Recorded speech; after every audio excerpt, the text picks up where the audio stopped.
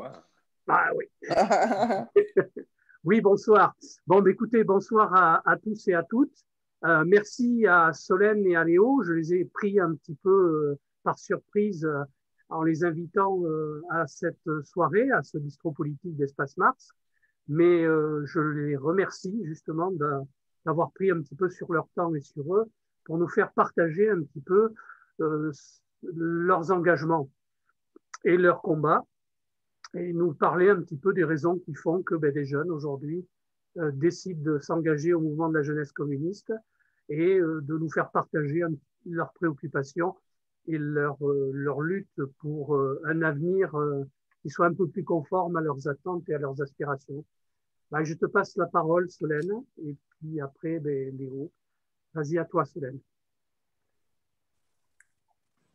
Merci Dominique, donc bonsoir à tout le monde. Je me présente, effectivement, je m'appelle Solène Join. Moi, dans la vie, je suis salariée. J'ai arrêté les études l'année dernière et je me destine à être enseignante en espagnol. Et donc, depuis 1 an, j'ai été élue par mes camarades comme coordinatrice départementale des jeunes communistes en Gironde.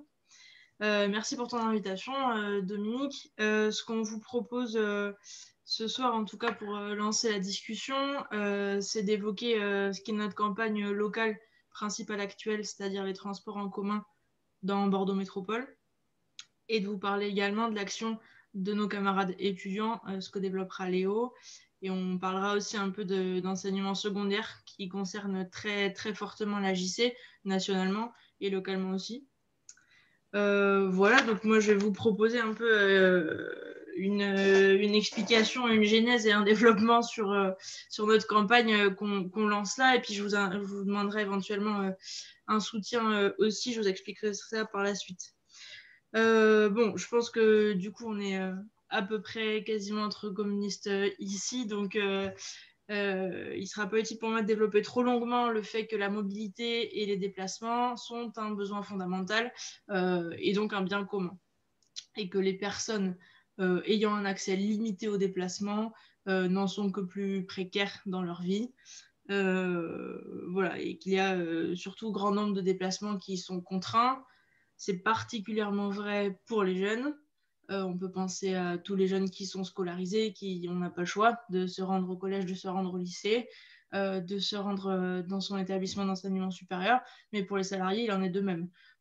Ou pour les demandeuses et demandeurs d'emploi qui, sans accès à une mobilité rapide, ont beaucoup plus de risques de ne pas trouver d'emploi. Bon. Donc partant de là, les communistes s'attachent très souvent à défendre un accès facilité pour toutes et tous au transport, qui passe notamment par une gratuité totale, qui est la revendication de la plupart de nos camarades dans le pays, et c'est évidemment celle que nous défendons aussi ici. Donc nous, on est là-dessus. Et puis, je pense que la plupart des communistes aussi qui sont en responsabilité d'une manière ou d'une autre, qui sont élus dans des communes, dans des métropoles, un peu partout en France, se battent pour une gestion la plus publique possible des transports en commun. Alors, on sait qu'aujourd'hui, dans les grandes métropoles françaises, les transports représentent des coûts, notamment au niveau de l'investissement, plus qu'au niveau du fonctionnement, extrêmement importants. Il est donc extrêmement rare que la gestion soit entièrement publique. Néanmoins, le mode de gestion est un vrai combat, je le crois, et les expériences que nous avons faites ces derniers mois en parlant à des élus communistes un peu partout le prouvent. Donc je pense qu'on ne doit pas lâcher sur ces questions-là et aller défendre à minima des modèles comme les sociétés publiques locales ou les sociétés d'économie mixte qui, si elles ne font pas du transport en commun une entité à capitaux 100% publics, elle laisse tout de même la collectivité principale décideuse et en fait elle lui laisse la main, quoi. Moi je crois qu'il y a une vraie question de démocratie là-dessus qui est fondamentale parce que notamment dans les délégations de services publics à une entreprise privée de la forme de celle qu'on connaît à Bordeaux ou Bordeaux Métropole délègue à Keolis, nous, habitantes et habitants, on perd la main. On perd la main complètement et nous n'avons pas de choix en réalité, et à plein de niveaux. En fait, il y a des contrats qui sont signés dans notre cas par exemple pour 6 années qui n'ont rien à voir par exemple avec le cycle électoral. Donc, c'est-à-dire que là, par exemple, en 2020, des électrices et des électeurs ont voté pour de nouvelles municipalités, pour un nouveau conseil métropolitain. Néanmoins, il n'y a pas de changement de transport qui peut en découler. Pourquoi? Parce que le contrat avec Keolis n'est pas fini. Donc, si un contrat n'est pas terminé, on ne peut pas en changer les termes. Et puis, c'est tout. Bon, donc voilà, je m'arrête là-dessus rapidement. Mais en tout cas, voilà, pour vous dire que le mode de gestion ainsi que la gratuité nous semblent être des éléments fondamentaux. Et je m'arrête là pour vous dire que on a fait un choix, là, la Fédération des jeunes communistes de Gironde ces derniers mois, c'est de se lancer dans une grande campagne sur les transports en commun. Et ça, on l'a fait grâce à un contexte. On a considéré que le contexte actuel, il nous permettait, en tant que jeunes, d'aller gagner quelque chose, d'aller gagner des victoires, des améliorations au niveau des transports en commun. La première raison, c'est bien sûr le basculement de majorité qui a eu lieu à Bordeaux Métropole.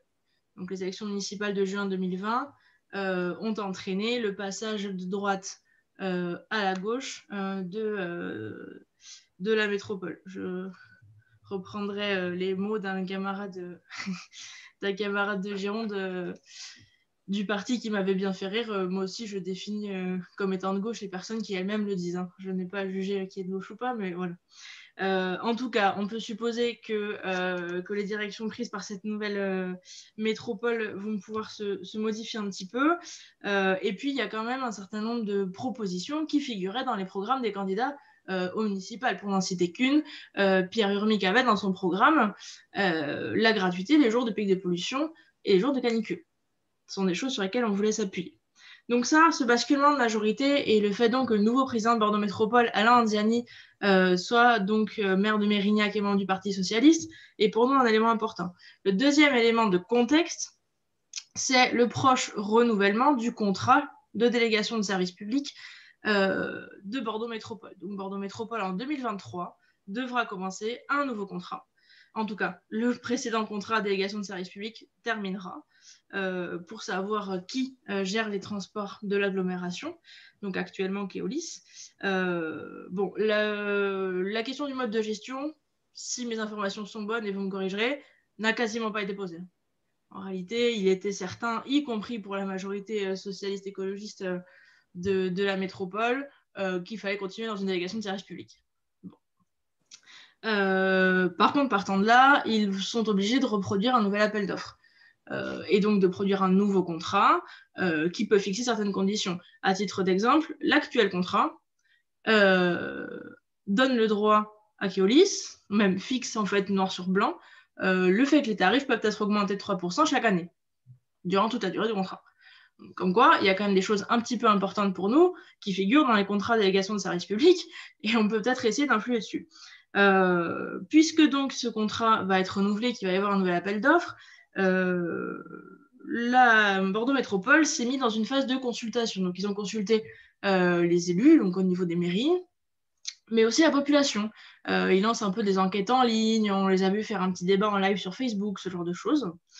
Voilà, donc nous, on s'inscrit là-dedans. C'était ça le contexte. J'en arrive maintenant à la stratégie que nous avons choisie, puisqu'elle a été le fruit d'une très longue réflexion. Nous avons décidé de ne pas mener cette campagne-là en tant que jeunes communistes uniquement, mais de se mettre dans une stratégie d'unité, notamment pour utiliser en fait le système médiatique qui, si on leur parle en tant que jeunes communistes, n'ont pas très envie de nous diffuser en grande quantité, facilement et sans poser de questions, alors que dès lors qu'on leur affiche un front uni d'une bonne partie de l'organisation de gauche, généralement ça leur plaît beaucoup, et ils écrivent des articles. Ce qui, dans une campagne qui a but de victoire et où donc on doit populariser des propositions dans la population, faire du bruit et faire parler de nous, est utile. Donc le choix que nous avons fait, c'est de nous regrouper. Donc au final, nous avons créé un collectif qui s'appelle le collectif Jeunes Transport Bordeaux, qui a été fondé en septembre 2020, à l'origine donc de 8 organisations de jeunes. Donc il y a des organisations politiques et des syndicats. Voilà, donc les organisations politiques sont les jeunes socialistes, les jeunes de génération, la jeunesse ouvrière chrétienne, nous-mêmes, et ensuite 3 syndicats étudiants et un syndicat lycéen. Voilà. Donc nous avons fait ça, lancé le collectif en novembre et ouvert une grande phase de réflexion, de consultation pour construire des propositions. Donc j'en arrive à la méthode employée. La méthode, ça a été donc d'abord une enquête. On a lancé une enquête en ligne auprès des jeunes qui vivent et ou travaillent ou étudient dans la métropole bordelaise.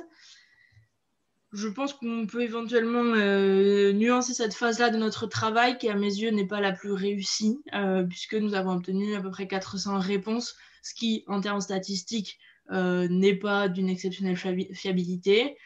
Bon, néanmoins, on a extrait quelques informations intéressantes et ce que nous pressentions et supposions et vivions sur les difficultés terribles vécues par les jeunes de la rive droite, par les jeunes du campus Talence-Pessac-Gradignan et par ceux qui manquent de moyens, ont été confirmés.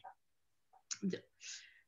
Parallèlement à ça, nous avons fait le choix d'aller utiliser un peu une vague qui existe, hein, néanmoins, parce qu'on n'est quand même pas tout seul en France à parler de changements pour les transports, notamment au niveau des tarifs.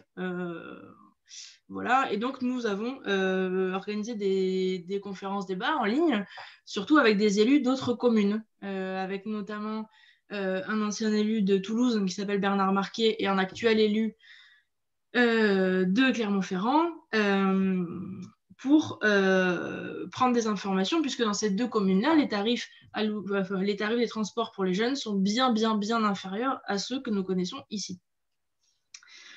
Nous avons aussi fait une autre conférence, cette fois avec des acteurs bordelais, associatifs notamment, sur les questions de réseau, pour utiliser un nombre qui est en fait très grand si on s'y intéresse, de volonté et d'expertise sur que pourraient être nos déplacements à Bordeaux et autour de Bordeaux. Les associations qu'on a invitées, c'était Métro Bordeaux, l'association Vélocité et le comité pour la défense ferroviaire. C'était absolument intéressant et je pense qu'il est vraiment utile de se baser sur les travaux de toutes ces personnes car ce sont des analyses en fait tout à fait convaincantes et ce sont des gens qui s'y sont penchés de façon unique, quoi, centrée. Et donc leurs travaux sont très pointus. Et pour finir, nous avons aussi invité les jeunes à venir discuter, juste dans des ateliers participatifs, afin qu'on co-construise des propositions. Et donc, de ce processus-là, a émergé enfin ce que nous avons appelé le plan de transport pour les jeunes et l'avenir, que je vous montre là. Il n'est pas très bien imprimé ici, il est juste là. Et je vous l'enverrai bien sûr avec grand plaisir, il est disponible en ligne. On l'a présenté publiquement il y a maintenant un mois lors d'une conférence de presse. On a eu quelques articles à ce sujet. Donc ce plan regroupe 20 propositions qui sont donc issues de toutes les recherches qui ont été effectuées que je viens d'écrire et puis du consensus entre les différentes composantes du collectif. Afin de vous les présenter, ces propositions, d'abord vous dire qu'on a choisi de les organiser en 5 orientations. La première porte sur l'environnement, la deuxième sur les mineurs, la troisième sur les étudiants, la quatrième sur les demandeurs d'emploi et la cinquième sur la rive droite. Donc vous voyez qu'on a fait un peu de choix, on s'est préoccupé de types de publics qui selon nous sont des publics à besoins particuliers et on s'est préoccupé de territoires. On a un peu mêlé les deux visions, mais du coup pour vous les présenter les propositions, je vais faire autrement et on va parler réseau et tarifs. Je pense que ça va être plus évident. Au niveau du réseau, donc les deux territoires qu'on a identifiés comme étant en grande difficulté, c'est le campus Talence-Pessac-Gradignan et donc la rive droite. Pour ce qui est du campus, il y a un problème fondamental qui s'appelle ligne B.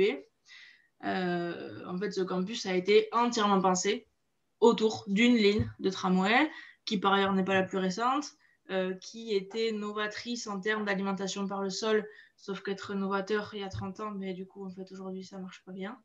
Elle a d'énormes difficultés, des pannes très récurrentes et surtout elle est le seul transport efficace qui mène à ce campus. Pour vous faire une idée, aujourd'hui le nombre d'étudiants à Bordeaux il est estimé à peu près à 100 000 personnes. Et sur ce campus-là, en particulier, à peu près 50 000. Donc, il s'agit de 50 000 personnes qu'on doit déplacer le matin entre 7h et 8h et le soir, aller entre 15h et 18h. Donc, en fait, c'est des petites plages horaires où on doit dépasser 50 000 personnes au même endroit à 1 kilomètre près, quoi.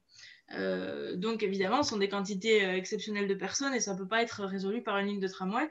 Et c'est vraiment très difficile. Donc, en termes de propositions long-termistes, nous, on rejoint absolument les propositions faites par Métro Bordeaux. Et il est évident que le métro est une solution d'avenir pour notre métropole et qu'il faut à minima qu'une ligne et donc un arrêt desserve ce campus-là. Néanmoins, pour aller plus vite, même si on décidait aujourd'hui de lancement d'un métro, ce ne serait pas une solution avant une dizaine d'années.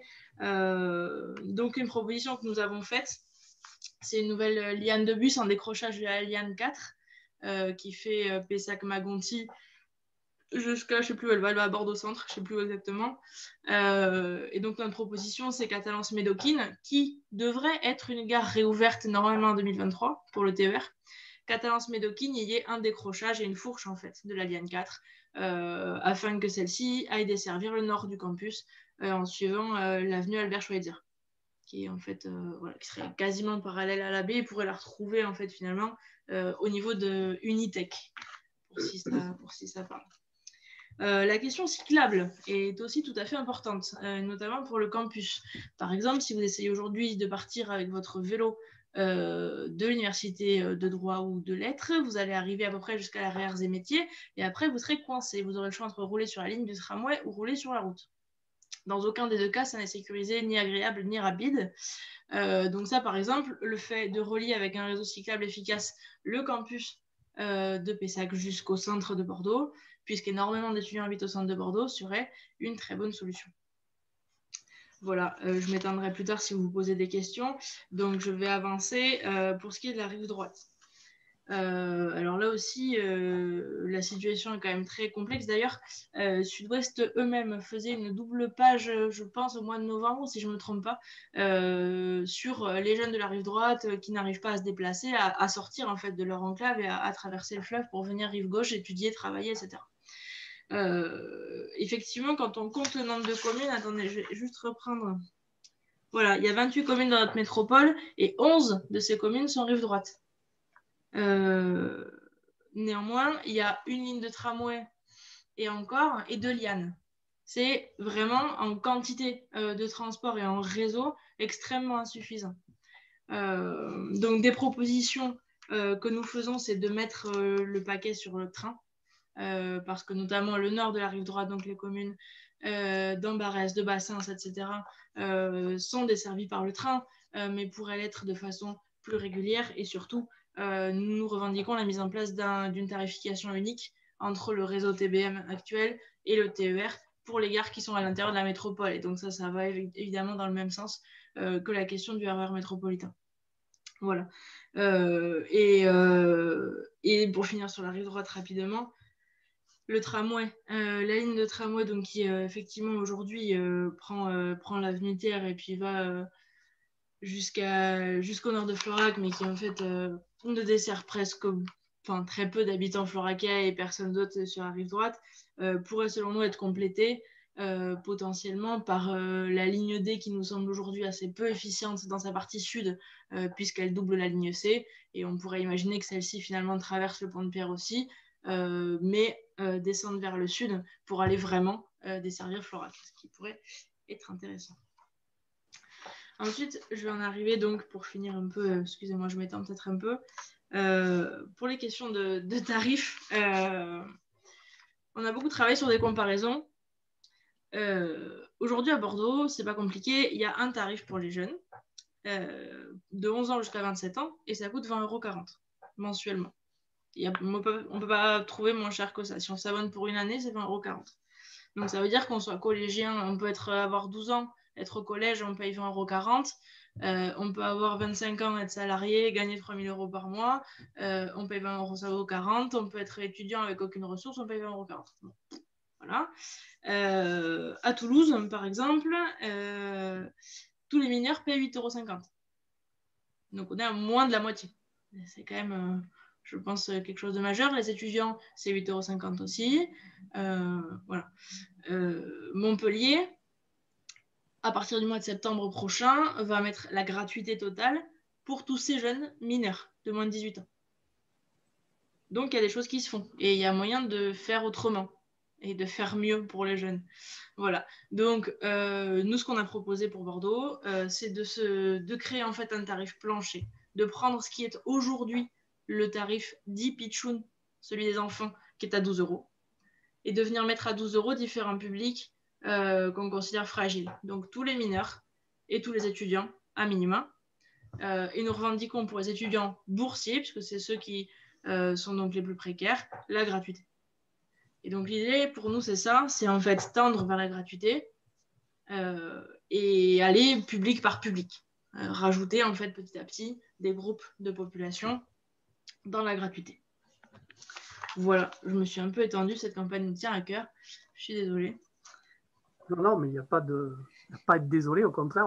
Nous te remercions beaucoup, beaucoup pour tous ces éléments de cohérence et d'information sur un avenir amélioré, je dirais, pour l'accès de la jeunesse au transport dans la métropole. Est-ce que vous souhaitez échanger maintenant ou est-ce qu'on donne la parole à Léo? Qu'est-ce que vous préférez?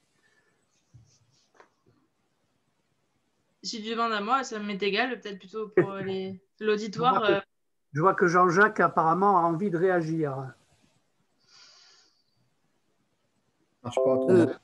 J'en profite avant que Jean-Jacques ne parle. Moi aussi, je dois partir assez vite. Donc, j'aimerais bien écouter Léo, tout en ayant beaucoup apprécié l'intervention de Solène. Voilà. OK. J'ai qu'une question, ça ne sera pas très long. Non, vas-y, parce que Solène parlait de la nécessité d'une gestion publique des transports en commun, qui sont un bien commun. Je me dis qu'il y a la situation des étudiants parfois rejoint celle des simples travailleurs, hein, ne serait-ce que le franchissement de la Garonne, par exemple. Et puis, par certains autres côtés, ils sont assez spécifiques aux étudiants, quoi.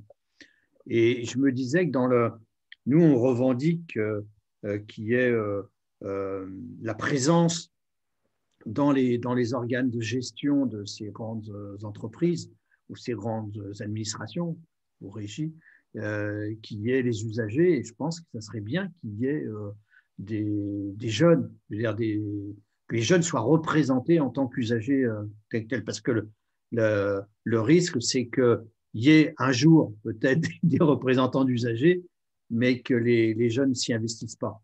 Donc, est-ce que vous avez une revendication particulière sur ce point-là? Je ferme mon truc, si je peux. Je vais le faire, t'inquiète. Pardon, Jean-Jacques, ma réponse sera très courte et non, c'est absolument pas un axe qui a été réfléchi. C'est vrai qu'on s'est mis là vraiment dans le cadre, comme je disais, du prochain contrat DSP et de son renouvellement. On n'a pas eu cette réflexion en fait plus globale sur la démocratie dans les services de transport. OK, merci. Léo, est-ce que vous voulez qu'on bascule sur Léo? De toute façon, on va revenir un petit peu sur ces questions. Et puis, je souhaiterais après demander un petit peu plus précisément à Solène et à Léo les raisons qui les ont amenés, je dirais, à investir le champ politique. Mais Léo, d'abord, sur des choses concrètes, très importantes pour l'avenir des jeunes. Mais vas-y, Solène, tu souhaitais... Je vais ajouter une toute petite chose, pardon, parce que j'oublie l'essentiel, sur notre futur, là, le futur de ce collectif et de ses propositions surtout. On appelle en fait au soutien de ces propositions. On a créé ni plus ni moins qu'une pétition, donc un formulaire en ligne, et on va aussi voir les personnes avec des feuilles en papier pour faire signer le plus de citoyennes et de citoyens ce plan pour le soutenir. Et parallèlement, on va chercher la signature d'élus aussi. Donc, je vous invite déjà toutes et tous ici à aller lire les bonnes propositions et si elles vous convainquent, à signer le formulaire de soutien. Voilà. Je rajouterai dans le commentaire de la vidéo qui est en train de se construire le lien effectivement de votre plateforme, hein, il n'y a pas de problème. Léo, on te donne la parole et puis ensuite on reviendra de manière plus globale, y compris en croisant éventuellement les champs de préoccupation. Oui, merci du coup Dominique. Donc moi je m'appelle Léo Goudy, j'ai 19 ans, je suis étudiant en droit donc à la faculté de droit à Bordeaux Et donc à la JC, je suis trésorier et je suis aussi un des responsables de l'UEC de Bordeaux, du coup. Simplement, avant que j'embraye sur l'enseignement supérieur, j'aurais juste aimé apporter une petite précision pour la question de Jean-Jacques. Parallèlement au collectif, on mène une campagne JC, la nôtre sur les transports, dans laquelle on développe un peu l'histoire du mode de régie et justement la régie des transports, qui ne serait pas une vraie délégation, impliquerait plus de démocratie, mais c'est un point qui serait intéressant à développer, c'est vrai, dans notre propre campagne. Voilà. Donc, sur la question étudiante, je voulais du coup introduire en faisant un constat de départ, qui est celui depuis une quarantaine d'années de la libéralisation de l'enseignement supérieur, un désinvestissement même de l'État dans l'enseignement supérieur et la recherche, donc qui a conduit à un réel délaissement des étudiants, des chercheurs, des enseignants, du personnel administratif. Et ça, d'autant plus depuis le début de la pandémie. Donc, ce processus de libéralisation, il a été réellement posé officiellement à partir du processus de Bologne, donc au début des années 2000, qui a non seulement introduit le système LMD, donc licence, master, doctorat, mais également la notion, le concept même qu'on appelle le marché de la connaissance, donc qui est vraiment une façon de calquer les savoirs et la recherche universitaire sur les besoins économiques de rentabilité. Voilà, donc en faisant vraiment répondre tous les aspects universitaires de recherche, de développement de la connaissance et de formation aux enjeux du marché, on a commencé vraiment à soumettre tous les acteurs universitaires, que ce soit les étudiants ou les chercheurs, à des logiques de marché qui sont très déshumanisantes en réalité, puisqu'elles ne font que des étudiants des futurs outils de production, en fait.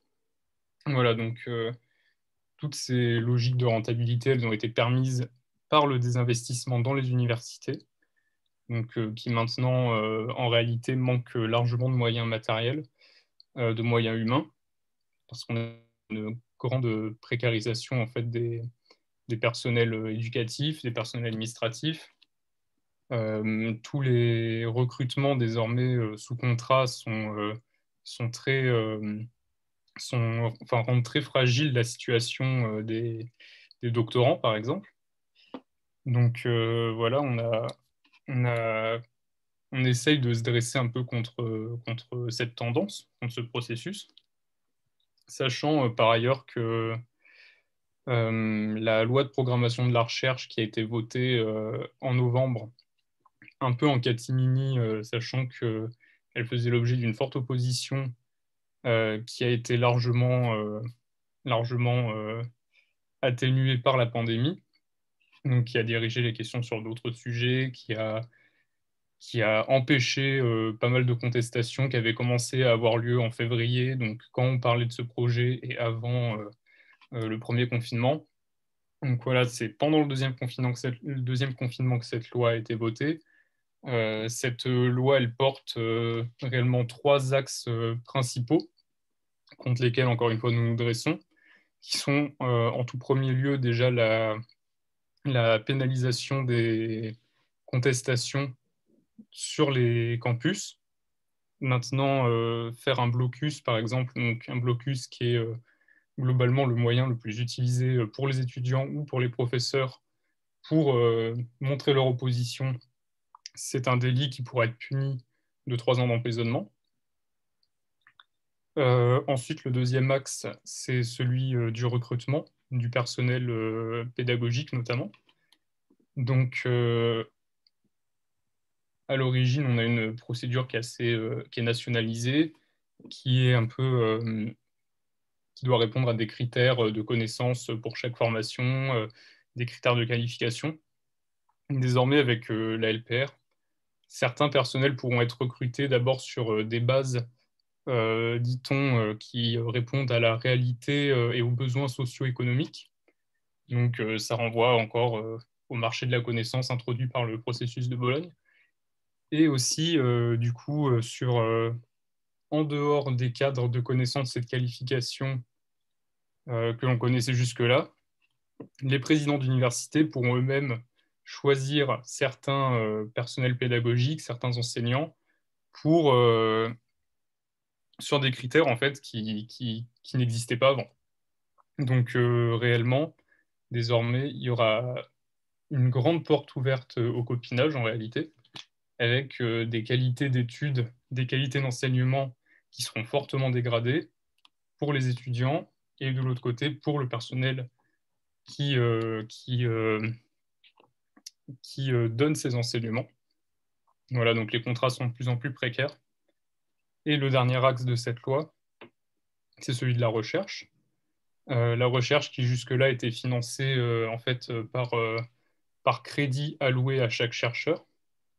Donc en fonction de ce qui lui était nécessaire, un chercheur obtenait un financement. Désormais, les financements seront donnés par projet.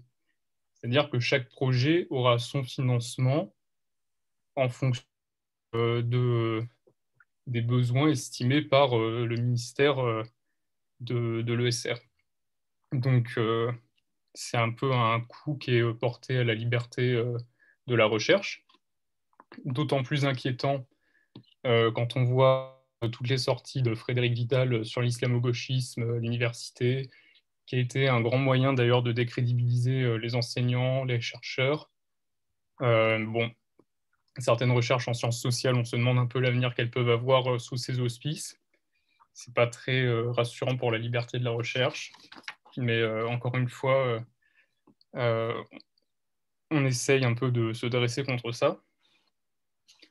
Le deuxième axe que je souhaite aborder, c'est celui de la précarité des étudiants, qui est une réalité depuis de nombreuses années et qui a été accentuée par la pandémie.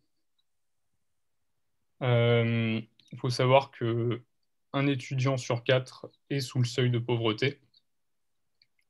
À cela, on ajoute qu'un étudiant sur 2 ne parvient pas à subvenir à ses besoins primaires et que pour répondre à cela, un étudiant sur 2 doit se salarier pendant ses études.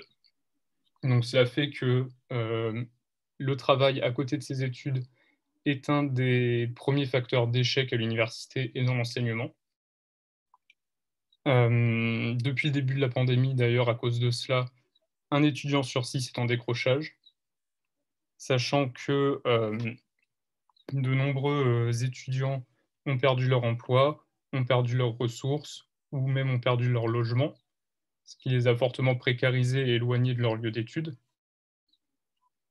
Ça a été encore plus défavorable à leurs conditions, et cela particulièrement dans les universités, sachant que les universités touchent un public qui est différent, par exemple, de celui qu'on retrouve dans les prépas ou dans les écoles privées, donc qui sont fréquentées par des jeunes qui proviennent de milieux beaucoup plus aisés, qui souvent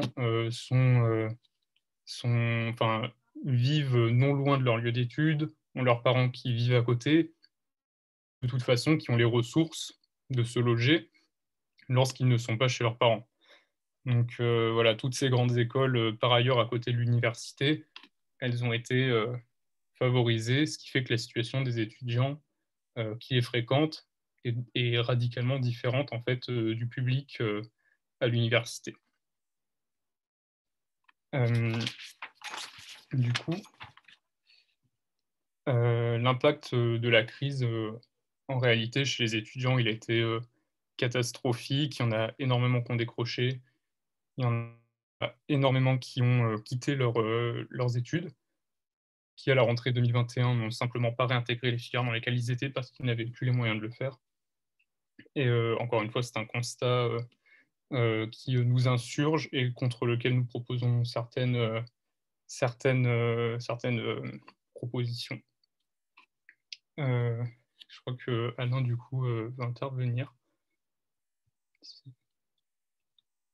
Si vous voulez ouvrir votre micro, oui, pour... Alain, tu souhaitais prendre la parole ou poser une question ou un commentaire? Oui, je veux le remercier de tout ce qu'il vient de dire, parce que c'est essentiel. Et c'est amusant parce que nous avons quand même, si je ne me trompe pas, plusieurs dizaines d'années d'écart. Et c'est exactement ce que je ressens de la situation aujourd'hui, en suivant la vie de sa génération, hein, puisque j'ai la chance d'avoir des petits-enfants qui sont de cette génération, ou même une fille. Donc, je crois qu'il a insisté sur des points capitaux au niveau, premièrement, de la question de l'enseignement supérieur. Il y a quelque chose de très grave qui se passe, et là, il l'a très bien pointé, c'est le système du recrutement. C'est-à-dire qu'on va se trouver devant un recrutement qui va se faire exactement comme ça s'est fait dans les agences, par exemple, de l'ARS, comme ça se fait à l'heure actuelle au ministère de la Justice. C'est-à-dire qu'on va pouvoir recruter des gens qui n'ont pas fait la qualification nécessaire. Ces gens qui n'ont pas fait la qualification nécessaire, qu'est-ce qu'ils vont faire? Ils vont signer un contrat en fonction de compétences qu'on leur dit qu'ils devront appliquer. C'est-à-dire que véritablement, c'est un abandon total de la liberté de conscience au niveau de l'enseignement supérieur. Et pas simplement au niveau de l'enseignement supérieur, mais ça se passe à tous les étages de l'État. Donc, mais c'est clair ce que je dis ou... Parce que je suis très ému par sa prestation. Il faut vraiment le dire que c'est vraiment de l'intérieur que j'ai vécu ce qu'il a entendu. De plus, j'ai une fille qui a été élève en droit et qui a simplement, si je ne me trompe pas, oui, 10 ans de plus que vous. Donc, j'ai eu tous les échos des difficultés des étudiants en droit. Donc, il y a une chose que je voudrais signaler qui est importante, c'est justement cette question de qualification. Et ça, c'est vraiment dans la mouvance du néolibéralisme. On est passé, on refuse aux gens, dans le fond, on dit aux gens, ah, vous avez fait une qualification, mais nous, on attend des compétences. Et donc, on passe de quelque chose où la qualification, quelqu'un qui a travaillé pour avoir un diplôme, etc. Vous voulez intervenir? Non, continue Alain. Je continue. Puis qu'il y a un diplôme, on lui dit, ah ben non, je prends un cas, on le voit à tous les étages du système. C'est-à-dire qu'il y a des gens qui arrivent, qui ont passé des concours pour obtenir un poste dans une administration, dans un service de l'État, ou alors une qualification pour une place dans une entreprise. On lui dit non, on va recruter quelqu'un à côté qui, par exemple, va accepter les compétences qu'on va lui donner dans un contrat et on a une politique contractuelle qui va coûter beaucoup plus cher parce que cette personne-là, étant donné qu'on lui fait un contrat à durée limitée, on va la payer beaucoup plus cher que celui qui est titulaire du poste et qui travaille sur le poste. C'est un truc sur lequel moi je tiens à insister beaucoup. C'est sur cette confusion que l'on a voulu nous faire croire. Et ça moi, ça m'a fait... Quand je me suis occupé de la formation professionnelle continue, je continue à intervenir dans ce champ, c'est quelque chose de terrible parce qu'on est passé de la qualification à la notion de compétence. Et ça, je dis qu'il faut absolument revoir cette question.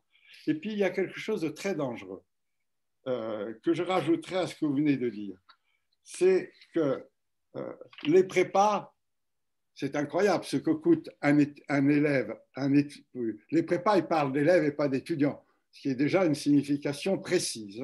Bon, mais ce que coûte un élève en prépa et ce que coûte un étudiant, c'est un fossé. De plus, on a vécu quelque chose avec la pandémie de terrible. C'est-à-dire que quand vous étiez à l'université, vous prépariez un diplôme, vous cherchiez une voie, etc., une orientation. Je ne sais pas quelle va être la vôtre. Mais Et donc, vous travaillez dans ce sens-là, qui est votre projet. Dans une prépa, eh ben, eux, ils n'ont pas cette question-là. La prépa prépare à un concours pour entrer dans une école d'ingénieur ou dans une école de commerce, par exemple. Là, ils sont sûrs d'avoir une place, ce qui n'est pas du tout le cas des étudiants à l'heure actuelle, malgré toutes les qualifications qu'ils vont obtenir. C'est bien là la notion de qualification qui est importante. Alors, une chose qui, moi, je tire l'alarme, c'est que la réponse gouvernementale à les étudiants n'ont plus de logement, les étudiants sont obligés de vivre chez eux. Hein. Je reprends des slogans qu'on a entendus. Hein. Retour des étudiants dans leur famille pendant la pandémie. Retour. On va pallier à ça avec l'informatique, c'est-à-dire avec les cours à distance. Et là, il faut être très attentif parce qu'on voit à l'heure actuelle se mettre en place des plateformes, et vous l'avez très bien signalé, qui sont des plateformes qui sont uniquement commerciales, qui visent un certain nombre de préparations à des compétences pour avoir des contrats, et ce n'est pas du tout des qualifications. En plus, on rompt complètement la collectivité que représente l'université. L'université, c'est un foyer collectif d'apprentissage de la vie sociale. Et ça, on est en train de le rompre. Ce qu'il faut faire attention, c'est qu'il faudrait aussi le construire, cette collectivité, dès la maternelle, puisque maintenant, ils vont être à 3 ans, les enfants ensemble. Donc, s'il n'y a pas une vue générale du sens de ce que doit être la rencontre d'élèves et d'étudiants, dans le sens d'une collectivité vivante, c'est-à-dire non pas par simplement une connexion, là, on va dans une voie extrêmement dangereuse. Par contre, il est extrêmement intéressant, et là, je travaille dessus, sur les campus connectés, en liaison avec l'université. Ça peut être une porte, mais ça ne doit pas être la solution. Voilà, je m'excuse, j'étais un peu long, mais bravo, hein, et merci. Merci Alain. Merci pour ces réflexions. Pour les personnes qui ne connaissent pas Alain, Alain Janel a été vice-président de l'université de Bordeaux-Ségalène et il est professeur de sciences de l'éducation. Donc ça permet aussi de situer le sens de sa réponse et de son intervention. Et il a été dans tous les systèmes éducatifs, c'est-à-dire tout à fait. J'ai fait de l'école élémentaire au collège, au lycée et à l'université. Merci Alain. Alors, je vais revenir un petit peu là sur les interventions. Alors, moins sur les interventions et leur contenu, parce que je vous remercie beaucoup hein, pour ce que vous avez présenté. Hein, et en tant que toujours actuel secrétaire du syndicat CGT de l'Université de Bordeaux, je retrouve sans état d'âme et sans difficulté les analyses que tu as présentées, Léo. Aucun problème. Il y avait justement quelques éléments à rajouter. Alors, à apporter par rapport justement aux solutions qu'on proposait à ces constats qui sont assez navrants, comme l'a rappelé Alain. Ok, vas-y. Justement, voilà, c'est vrai qu'il y a un grand manque dans cet esprit en fait qu'on retrouve à l'université, qui a été un peu brisé par la distance, par la pandémie, et en fait qui ont été aussi portés par les discours du gouvernement, qui sont totalement insuffisants par ailleurs, mais qui avaient vocation à totalement décrédibiliser les étudiants en disant qu'ils n'étaient pas capables de revenir en présentiel, parce que sinon ils allaient manger des petits bonbons qui traînent, machin. Voilà. Alors que de l'autre côté, pareil, les prépas étaient pratiquement toute l'année en présentiel, comme dans beaucoup de grandes écoles également. Voilà, donc les propositions qu'on porte majoritairement à l'UEC, c'est en tout premier lieu un réinvestissement dans l'enseignement supérieur et la recherche, un réinvestissement massif qui viserait déjà à la rénovation des lieux d'études, qui sont aujourd'hui fortement délabrés quand on en voit certains. Aussi au recrutement de personnel éducatif et administratif supplémentaire, qui est vraiment nécessaire, sachant que le public étudiant a largement augmenté en nombre depuis de nombreuses années. Ensuite, aussi en ce qui concerne le Crous, donc un service auquel, en tant que communiste, on est très attaché et qui permet, à notre sens, de tirer les étudiants du marché privé pour répondre à leurs besoins primaires de façon publique et dans la solidarité nationale. Donc, avec les questions de logement, notamment donc les sites universitaires, l'alimentation avec les restaurants universitaires, les services de santé proposés par les universités en lien avec les Crous, toutes les questions de culture, de sport, etc., qui nous paraissent également essentielles. Donc vraiment, sur ces aspects essentiels de la vie de chacun, ça nous paraît très important que le Crous retrouve une place majeure en ce qui permet aux étudiants en fait, de ne plus avoir déjà à se salarier pour trouver une place sur le marché immobilier qui est aujourd'hui absolument saturé et avec des prix totalement exorbitants. Et pareillement avec la façon de s'alimenter, je rappelle un chiffre que j'ai donné, voilà, un étudiant sur deux ne parvient pas à subvenir à ses besoins primaires. Donc face à ce constat, le Crous nous paraît être quelque chose d'essentiel. Et enfin, une revendication aussi à laquelle on est très attaché à l'UEC, c'est la proposition d'un revenu étudiant. Parce qu'on considère que les étudiants sont des travailleurs en formation, sont des personnes sur qui la collectivité mise pour l'avenir, et donc qui, pour répondre à leurs besoins pendant leurs études, pour ne pas avoir à se salarier et pour éviter donc cette grande cause d'échec, devraient toucher un revenu qui soit supérieur au seuil de pauvreté.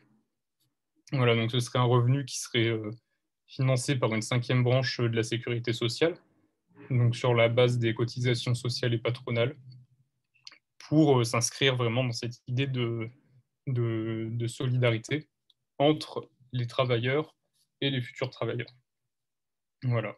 Donc c'est vraiment sur les revendications face au constat qu'on a dressé. On a également des solutions à apporter et on n'a pas que des remarques à faire sur les constats. Voilà. Et puis après aussi, j'aimerais faire une rapide parenthèse sur l'UEC à Bordeaux. Nous, notre rôle, c'est essentiellement de parler aux étudiants des questions qui les concernent et d'être acteur des questions qui les concernent pour aller chercher des victoires en fait sur des sujets à long terme, donc comme la libéralisation, sortir de cette machine vraiment qui est en marche depuis de nombreuses années. Voilà, donc en leur portant en portant avec eux des discussions, des débats sur les questions communistes, sur les solutions communistes, sur les idées que nous avons. Donc ça, on l'a fait par exemple à l'occasion de la semaine de la pensée marxiste en février. On a eu trois intervenants, donc Éric Baird, Julien Marchesi et Aurélien Casta, sur les sujets respectifs de l'économie, de l'histoire et de la sociologie globalement dans l'enseignement supérieur. Et ensuite, à la semaine du féminisme, en mars, on a donc eu notamment Marie Estripo-Bourjac qui est partie, il me semble, et Nicolas Patin pour une question d'histoire du féminisme, et une table ronde avec les responsables égalité femmes-hommes aux universités de Bordeaux et de Bordeaux-Montaigne, ainsi qu'Olivier Scott, élu la mairie de Bordeaux. Voilà. Donc tous ces événements qu'on a portés, c'était vraiment une façon pour nous de nous rendre visibles et également de partager aux étudiants notre vision de la société et de l'enseignement supérieur. Voilà. Alors avant d'ouvrir un petit peu plus largement la discussion, y compris sur les thèmes que vous avez évoqués, hein, on l'a fait d'ailleurs avec Alain, mais moi j'ai envie de vous poser une question à tous les deux, Solène et toi Léo, c'est qu'est-ce que c'est qui vous a amené, je dirais, à vous organiser au mouvement de la jeunesse communiste? Est-ce que vous êtes né dedans ou est-ce qu'à un moment donné, dans votre vie, il y a quelque chose qui a été déclenchant, qui vous a amené à prendre cette initiative?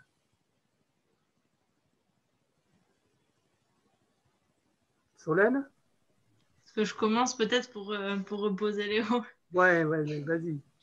Alors, peut-être une double chose en ce qui me concerne. Bon, j'ai une sacrée branche de famille qui est communiste.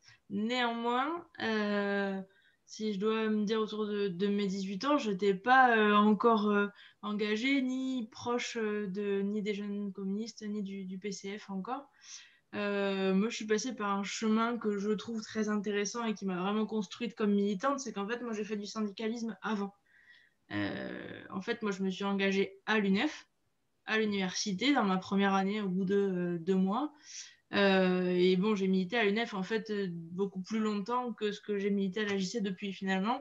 J'ai été pendant 6 ans dans le syndicat, y compris responsable de mon groupe, etc. Et donc, voilà, je suis passée par ce chemin-là. Donc, l'engagement collectif d'abord, à partir des besoins quotidiens et du besoin de changer la condition d'études de façon assez immédiate. Sauf que les camarades qui m'ont formé dans le syndicat, eux, étaient des communistes.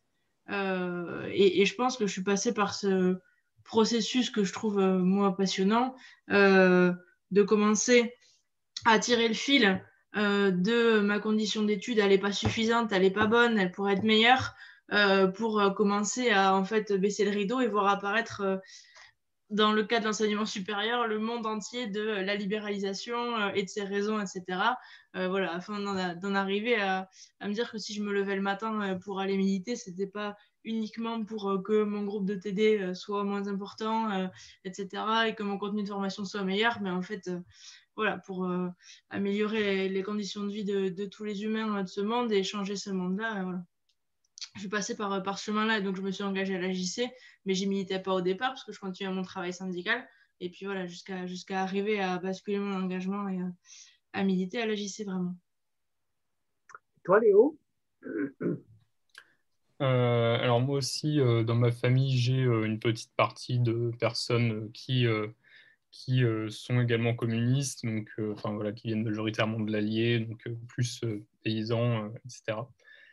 Mais qui ne m'ont pas réellement influencé dans ma construction politique en fait.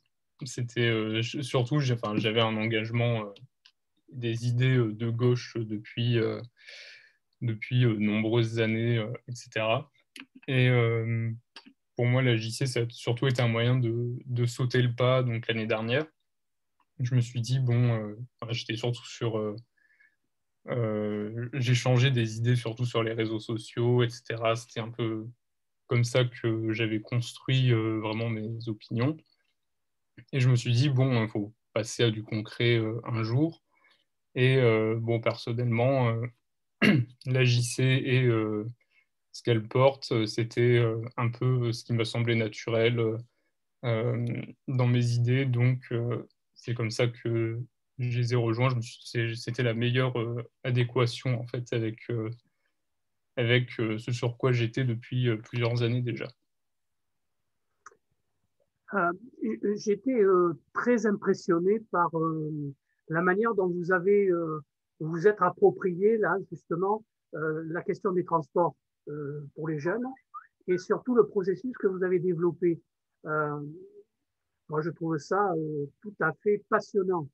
Et qu'est-ce que vous en retirez, je dirais, comme expérience au travers justement de cette confrontation avec d'autres qui ne pensent pas forcément la même chose que vous ou qui n'ont pas eu forcément les mêmes engagements, parce que souvent on découvre quand on se met à militer ensemble qu'on a beaucoup de choses que l'on partage et que les parcours de vie amènent pas forcément à s'organiser ou à pas s'organiser. Donc parlez-nous un petit peu, enfin, si vous avez envie de partager un petit peu ce que vous avez vécu là, de ce point de vue-là. Solène ou toi, Léo, enfin comme vous voulez, hein, l'un ou l'autre. Enfin, moi, dans la campagne transport, je pense qu'il y a deux éléments, moi, personnellement, qui m'ont un peu surpris. C'était d'un côté, quand on portait cette campagne, pour ma part, sur le campus, au début de l'année, entre septembre et octobre surtout, c'était le fait de parler à des étudiants des questions de transport. Donc, bien sûr, il y en a de nombreux qui nous parlaient du fait que tous les matins, ils prenaient le train pour venir, qu'après, ils devaient voilà, prendre les transports, qui n'avaient pas tous de voiture pour le faire, bien sûr, et donc que ça les rendait assez dépendants. D'un côté, on avait ça, et de l'autre côté, on avait des étudiants qui nous disaient « Ah oui, mais moi, j'habite pas trop loin, ou moi, j'ai une voiture, et moi, j'ai ça, et en réalité, ça ne m'intéresse pas du tout. » Donc, je voyais que des personnes qui pouvaient de toute façon être concernées par les transports, parce que bon, tous les jeunes à peu près prennent les transports à un moment ou un autre dans leur semaine, dans le mois, ou pour faire quoi que ce soit. Et de toute façon, à peu près tous les jeunes sur la métropole ont un abonnement. Donc, ils sont à peu près tous concernés. Mais d'abord, ce qui m'a surpris, c'était de voir qu'il y en a certains qui ne se sentaient absolument pas concernés, ni par ce sujet, ni par le fait que ça concernait d'autant plus d'autres jeunes.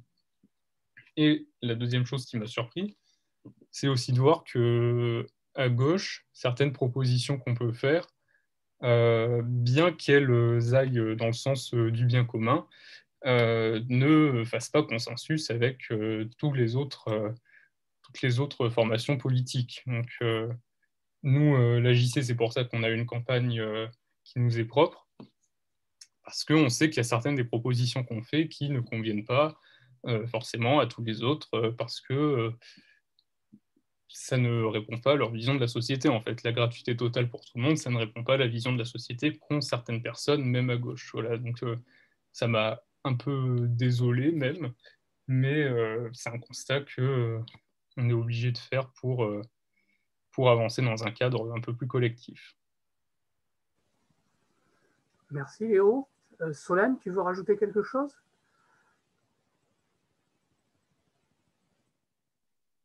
Non, pas forcément.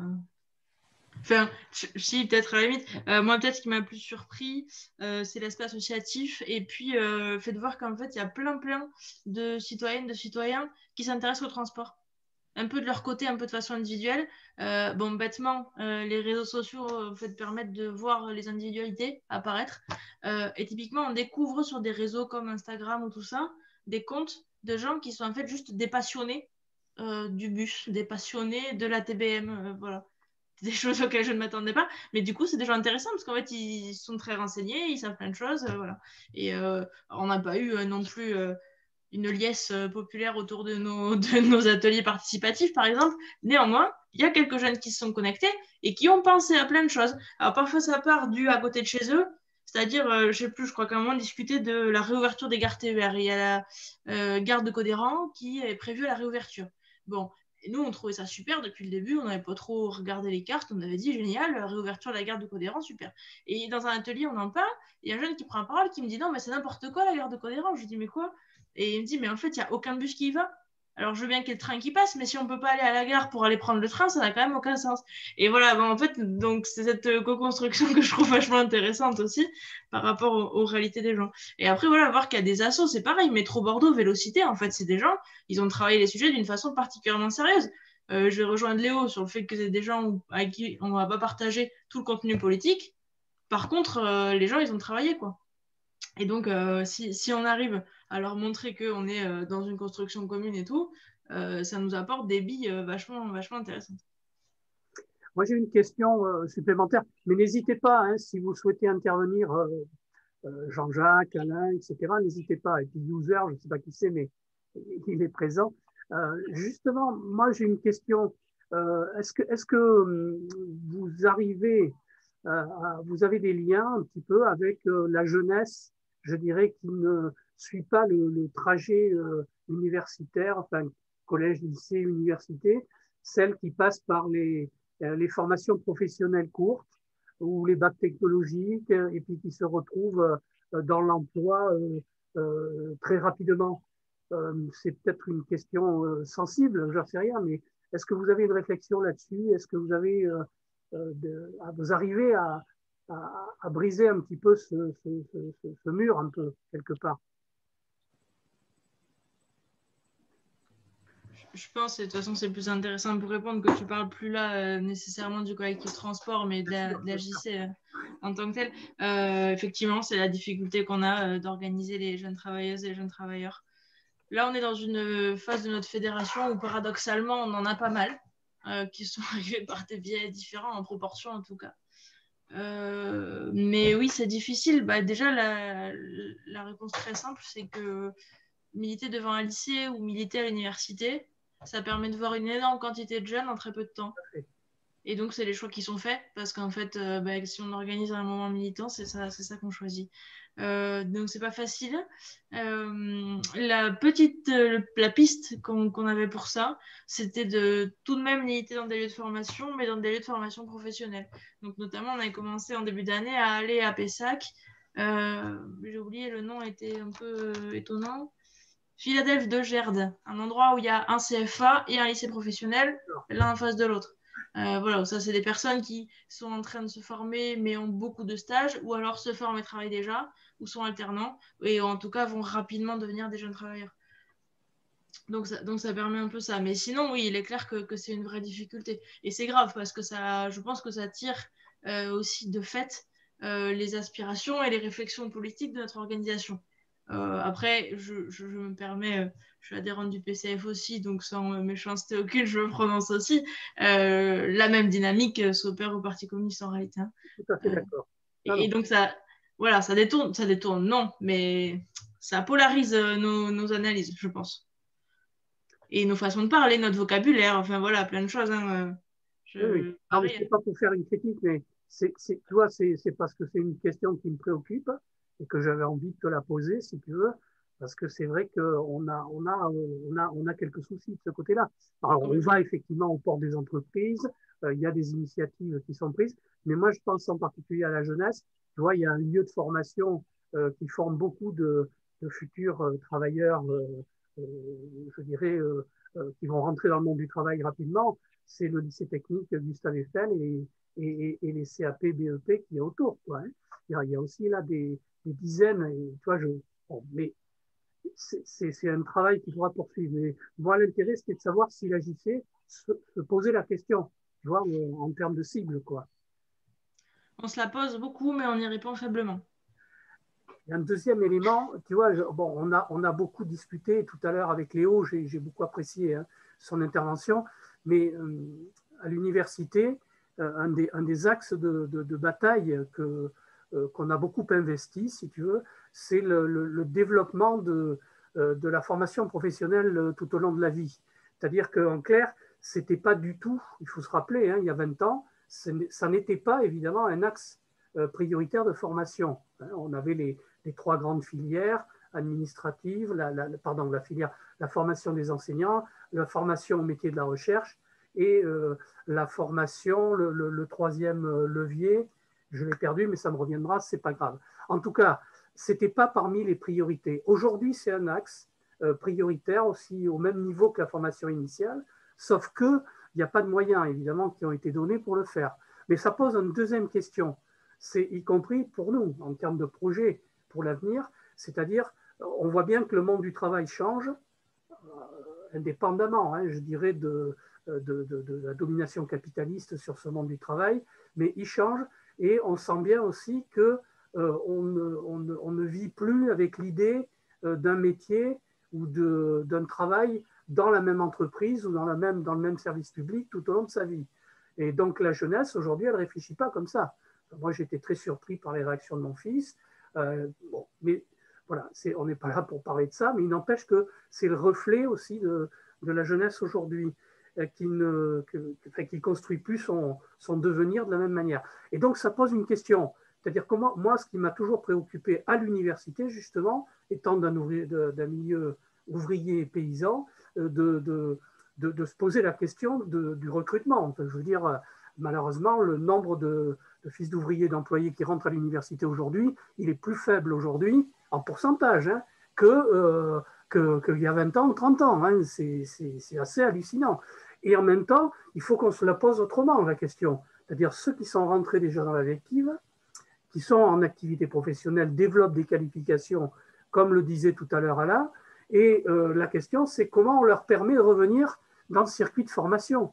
Et donc, par le biais de la formation professionnelle, comment ils peuvent revenir à l'université, par exemple, pour enrichir. Et c'est vrai d'ailleurs pour le monde ouvrier, mais c'est vrai aussi pour les qualifications les plus élevées.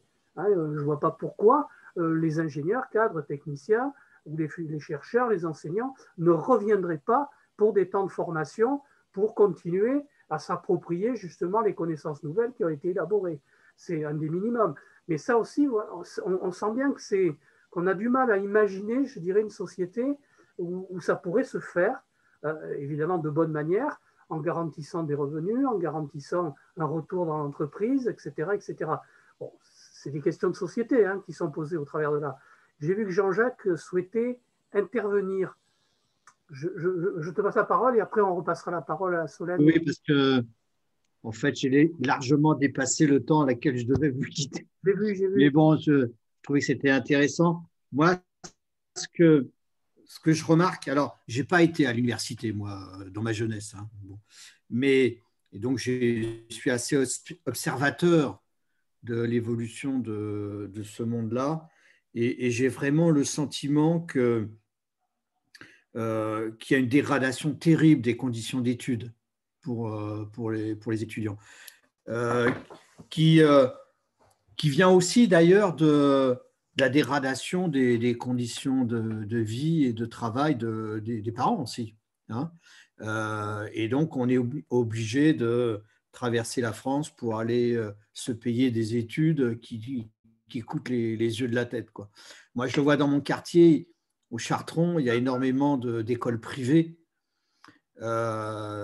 et des étudiants qui louent j'ai failli parler ça d'appartement, enfin, il ne faut pas exagérer, quoi. Je veux dire, c'est des chambres, ils sont à plusieurs là-dedans. Et puis, le midi, je les vois à la recherche de la restauration, donc ils vont à Auchan et s'acheter un sandwich, donc ils mangent mal. Donc, il y a une espèce de concentration de difficultés qui touchent à la fois au logement, donc les transports, c'est clair, mais il y a aussi l'alimentation, il y a aussi les loisirs, et la socialisation. Donc, et d'un autre côté, on leur dit que ce sont probablement les premiers de la classe, quoi, bientôt. Je pense qu'il doit y avoir aussi, peut-être qu'il faut travailler là-dessus, peut-être une perte de sens aussi. Moi, j'ai été marqué, alors excusez-moi, ça va me faire un peu vieux jeu, mais voilà, moi, je suis à la retraite depuis 2014. Dans les dernières années de mon job, je voyais arriver des jeunes dans le boulot qu'on embauchait, mais j'avais le sentiment qu'ils bachotaient. Alors, on utilisait beaucoup Wikipédia ou des trucs comme ça. C'est-à-dire que j'avais le sentiment de voir arriver des jeunes qui avaient bien compris comment fonctionnait le système pour avoir absolument l'examen, l'oral, etc., et qui passaient à autre chose. Et je dis, là, il y a une perte de sens. Alors, après, le monde du travail les aide à mieux comprendre la réalité de leur future vie au travail. Donc, moi, je dis, et ça doit être certainement très difficile pour vous de militer. Vous faisiez état de vos difficultés, de vous adresser à des jeunes, d'abord parce qu'ils sont très éclatés dans la métropole, dans plusieurs lieux, qu'ils n'ont pas tous les mêmes origines sociales, parce qu'ils n'ont pas tous les mêmes centres d'intérêt, et puis qui sont peut-être aussi dans l'espèce de compétition, quoi. Il faut absolument que moi je réussisse et tant pis pour les autres. Donc ça doit être dur, mais je pense que vous avez raison, parce que vous touchez du doigt leurs difficultés. Et ce que je trouve intéressant dans ce que vous dites, c'est que l'engagement politique, c'est pas du super syndicalisme que vous faites. C'est essayer d'éclairer sur les raisons qui font qu'ils sont dans ces difficultés.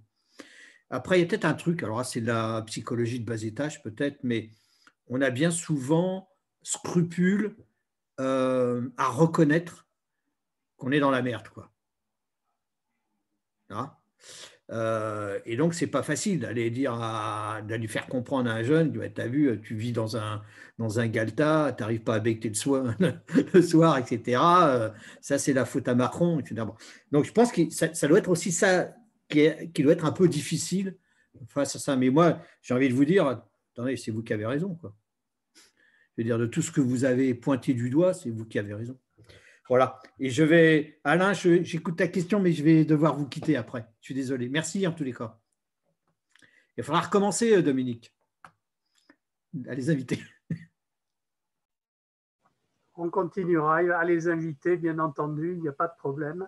Vous voulez réagir, Solène et Léo?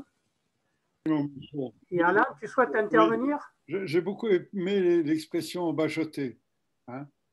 Comment voulez-vous que les étudiants ne soient pas dans un processus de bachotage, étant donné qu'ils ont le minimum de temps pour travailler? Moi, ce qui me sidère en tant que prof, enfin de mon vécu de prof, premièrement, ça a été une période quand même où on avait le droit de retourner à l'université pendant 3 ans, hein, avec un CIF, et de pouvoir faire de la formation professionnelle continue. Bon, ça a été supprimé, ce qui est quand même quelque chose d'extrêmement important. Moi, je ne serais jamais devenu prof de fac, quoi, si j'avais pas eu des soutiens comme ça qui me permettaient de prendre des bols d'air pour préparer les examens de la fac. Moi, le bachoter est important parce que qu'est-ce qu'on demande aux étudiants à l'heure actuelle? Ça a été très bien décrit par notre ami précédent. Hein? C'est ce calage entre, bon, qu'est-ce qu'il faut répondre pour être bien dans la ligne attendue. Bon. Mais en définitive, être étudiant, c'est un travail à plein temps, contrairement à ce qu'on envisage. Je ne sais pas si Léo Coudy, qui fait des études de droit, peut envisager de faire des études de droit sans être en permanence à travailler. La licence, la maîtrise, la licence de droit est extrêmement difficile à obtenir. Ensuite, quand on va faire un master 1, un master 2, c'est véritablement un engagement complètement à plein temps. Moi, je le dis parce que je l'ai vécu dans ma proximité récemment. Bon, comment voulez-vous qu'on ne soit pas dans un système de bachotage? Combien de temps il faut pour lire un livre universitaire? Je pose cette question. Un étudiant n'a jamais... Enfin, moi, c'était la seule chose que je demandais, c'est que mes étudiants aient au moins lu 2 livres pendant l'année. Mais c'est énorme de lire un livre, de prendre des notes, de l'intégrer. D'abord, le temps de lecture, le temps de la relecture, etc. C'est un travail à plein temps. Et ça, je crois qu'il faut le défendre. Hein, parce que tant qu'on en dira, oui, les étudiants, il faut qu'ils fassent des petits boulots pour vivre, je crois qu'on n'y arrivera pas. Hein. Ça, il y a une reconnaissance du non-travail de l'étudiant s'il ne veut pas être mis dans un système de bachotage, c'est-à-dire si on veut véritablement former des gens qui ont conscience de la société dans laquelle ils vivent, du métier dans lequel ils vont rentrer, etc., c'est-à-dire cette qualification que vont obtenir, c'est un travail à plein temps. Moi, je ne connais pas d'étudiants. Je ne sais pas quelle va être la réaction de Léo. Je dis, je ne connais pas d'étudiants en droit qui ne travaillent pas à plein temps pour faire la licence. Alors, ils peuvent avoir un temps pour militer, mais à ce moment-là, il faut que ça soit complètement intégré dans ce temps. Mais si en plus, il faut qu'ils fassent un petit boulot, si en plus, ils ont 2 heures de transport pour aller à la fac, parce que moi, je l'ai pris souvent le tram hein, pour la fac. Moi, je partais de la place des Quinconces. Hein. Le nombre de fois que j'ai vu le tram en panne et les étudiants courageusement marchant le long des quais pour aller à leur cours. Non, mais je veux dire, ça sont des réalités concrètes. Pas de temps de lire, pas de temps de militer parce qu'ils sont coincés, pas le temps de transport. Je veux dire qu'il faudrait reconnaître cela. Bon, voilà, c'est la question que je pose à Léo, puisque de la fac de droit, moi je n'ai pas été à la fac de droit, hein, j'étais à Victor-Ségal, mais j'ai vécu moi avec des gens de votre génération, la fac de droit, récemment. Donc je lui pose la question, comment fait-il pour préparer et réussir, parce que ce n'est pas simple de réussir la licence de droit, s'il ne passe pas un plein temps, et si en plus il veut militer, c'est-à-dire conscient, participer à une autre action que l'apprentissage universitaire, comment fait-il? Vous, madame, la même chose. Léo, vas-y, puis ensuite Solène. Et je vous propose non pas de terminer parce que on va terminer la soirée, ça c'est sûr, mais on ne clorera pas les questions que vous avez soulevées et surtout les éléments passionnants de réflexion que vous avez évoqués. Mais peut-être que Léo et puis Solène, on termine de cette manière-là la soirée. Ça fait 1 heure et demie hein, qu'on est ensemble. Et puis, bien entendu, comme l'a dit Jean-Jacques et puis Vincent, ça sera peut-être aussi l'occasion de vous réinviter lors d'un prochain bistrot politique pour poursuivre évidemment ces échanges, si vous en êtes d'accord. Donc, peut-être Léo, puis ensuite Solène. Oui, moi je vais un peu revenir sur toutes vos interventions et vos questions sur les étudiants en général. D'abord, c'est vrai que même nous, pour les étudiants, on a un peu de mal à capter certains qui seraient issus de milieux ouvriers ou vraiment précaires. Déjà d'une part parce que la population ouvrière a diminué en France. Donc bien sûr, mécaniquement, il y a moins d'enfants d'ouvriers qui sont à la fac, mais aussi parce que le public étudiant à l'université a changé en fait depuis ces dernières années. Maintenant, pour se loger, pour partir de chez ses parents, c'est extrêmement compliqué pour beaucoup de personnes, ce qui fait qu'on a beaucoup moins mécaniquement d'enfants d'ouvriers qui sont à la fac. Donc voilà, tous les autres publics étudiants qui seraient un peu moins défavorisés, un peu plus aisés, c'est vrai que maintenant, ils tendent à favoriser des voies qui sont du coup les prépas, les écoles privées, etc. Donc c'est vrai qu'à l'université, on a vraiment un peu plus de mal à toucher des personnes qui seraient vraiment concernées par les problèmes dont on parle. Et d'autre part aussi, c'est vrai que c'est Jean-Jacques qui en parlait, il y a une vraie perte de conscience de sa propre situation, en fait. C'est vrai que maintenant, il y a beaucoup de gens qui ont du mal à admettre qu'ils sont en galère, qu'ils vivent dans un taudis, qu'ils ne mangent pas, voilà, ou alors qu'ils n'ont pas de temps pour leurs études, etc. Donc, en ajoutant ça, c'est vrai qu'on a encore plus de mal à porter un discours qui parle aux gens, ou qui les fasse réagir, ou qui leur donne envie de s'engager. Donc, c'est un peu le défi qu'il faut qu'on essaye de surmonter. Et en tant qu'organisation de jeunesse, c'est vraiment l'objectif en fait de conscientisation et de repolitisation qu'il faudrait qu'on mette au centre de notre action, quoi. Et après, sur ce que disait Alain, c'est totalement vrai, enfin, en droit en tout cas, et puis certainement ailleurs dans les autres filières, que c'est extrêmement compliqué pour un étudiant d'ajouter à ses études son travail. Et du coup, en prenant ça en compte, moi je vois pas mal de personnes dans ma promo, par exemple, pendant leur révision de partiel, qui devaient composer avec leur emploi, alors même qu'ils galéraient déjà à suivre sérieusement tout ce qu'ils faisaient à la fac pendant l'année.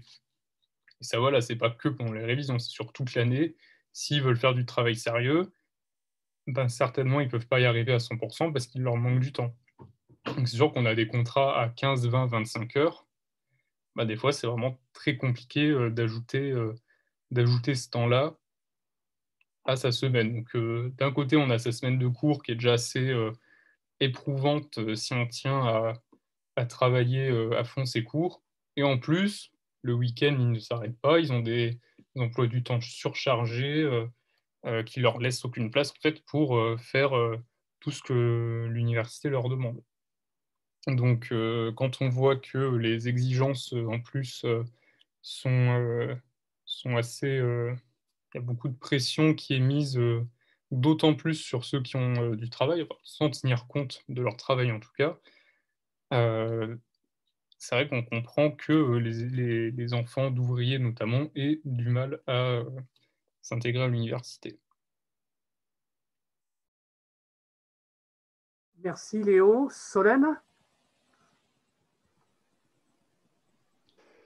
Oui, du coup, je vais peut-être faire une conclusion et proposer une dernière petite réflexion pour qu'on termine là-dessus. J'aurais du mal à le dire beaucoup mieux que ce qu'ont fait Jean-Jacques et Léo, mais j'aime bien cette question, donc je reviens un tout petit peu dessus sur en fait la conscience qu'on a de soi-même. Hein, et je pense que la propagation du concept de classe moyenne vient de là, notamment, de ce fallacieux concept, c'est-à-dire de ne pas avoir envie de se considérer pauvre, car c'est très négativement